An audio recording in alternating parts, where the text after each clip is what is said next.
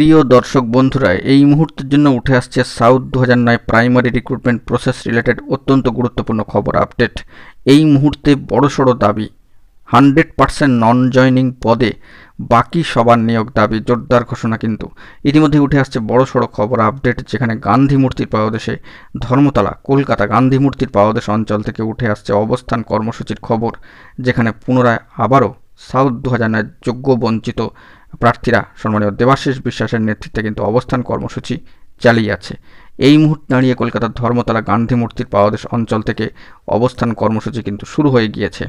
যোগ্য বঞ্চিত প্রার্থীরা আর কতদিন যোগ্য বঞ্চিত থাকবেন, এই মর্মে তারা কিন্তু বার্তা দিচ্ছেন। তারা চাইছেন স্কুল যেতে দ্রুত কেসের জটিলতার জট কাটিয়ে যাতে দ্রুত স্কুল পাঠানো যায়, এই মর্মে কিন্তু তারা হস্তক্ষেপ দাবি করছেন। 100% নন জয়নিং পদে এবং বাকি প্যানেল প্রকাশ করে বাকি যারা এখনও পর্যন্ত নিয়োগের অপেক্ষায় রয়েছেন যোগ্য বঞ্চিত, তাদের নিয়োগ দাবিতে জোরদার ঘোষণা করছেন তারা, যে গান্ধী মূর্তির পাদদেশ অঞ্চলে তারা কিন্তু অবস্থান চালিয়ে যাচ্ছেন। থালা বাজিয়ে গামছা মাথায় বেঁধে তারা কিন্তু অবস্থান কর্মসূচি চালিয়ে যাচ্ছেন। কতক্ষণ এই অবস্থান কর্মসূচি চলবে, কয়দিন ব্যাপী চলবে তা এখনও পর্যন্ত জানা যায়নি।